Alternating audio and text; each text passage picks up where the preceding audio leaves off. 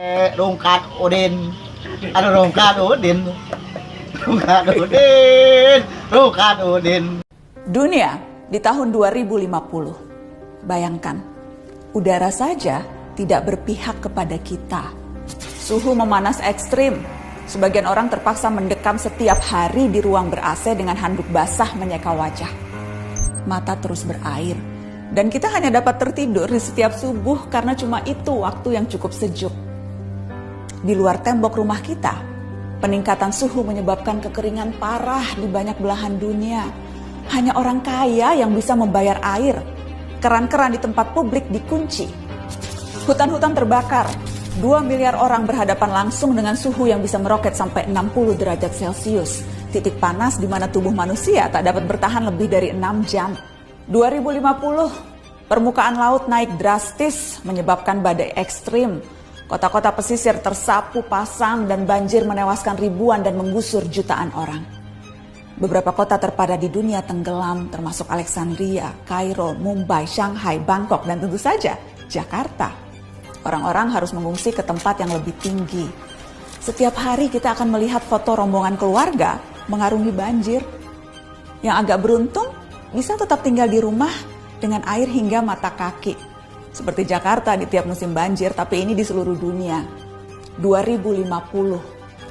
Pandemi bukan hanya varian COVID. Perubahan suhu, banjir, urbanisasi, dan pergerakan populasi manusia mengakibatkan penyebaran penyakit. Setengah dari populasi dunia beresiko tertular malaria atau demam berdarah. Wabah baru bisa melampaui angka kematian penyakit jantung, menciptakan krisis perawatan kesehatan. Perusahaan asuransi pun menolak melayani. Apa yang kita lalui 2 tahun kemarin, tampak tak ada apa-apanya. 2050, kelaparan merajalela. Populasi dunia meningkat sampai 9 miliar jiwa, walau tingkat kesuburan manusia menurun.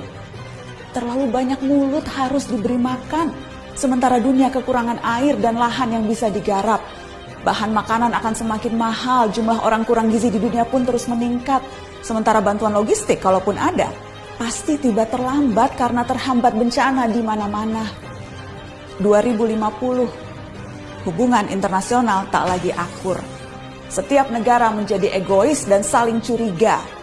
Perdagangan global macet karena negara-negara berhenti mengekspor dan memilih mempertahankan sumber daya mereka sendiri. Padahal jutaan orang butuh bermigrasi. Tapi banyak negara lockdown dan menjaga perbatasan dengan tentara. Sedikit kesalahpahaman akan menciptakan perang. Dan seperti biasanya, netizen lalu memperuncing keadaan dengan memenuhi media sosial dengan teori konspirasi dan video-video propaganda. Teman-teman, meski terdengar seperti naskah disaster movie, itu tadi tidak mengada-ngada, menghayal atau menakut-nakuti. Semua gambaran itu berbasis pada penelitian dan data-data saintifik. Hitungan skenario 2030, 2050, 2100 per tahun semuanya ada. Isu ini bahkan telah mempertemukan para pemimpin dunia, tak terkecuali Indonesia. Kemarin Presiden Jokowi hadir dalam KTT COP26, sebuah forum tingkat tinggi yang diikuti 197 negara.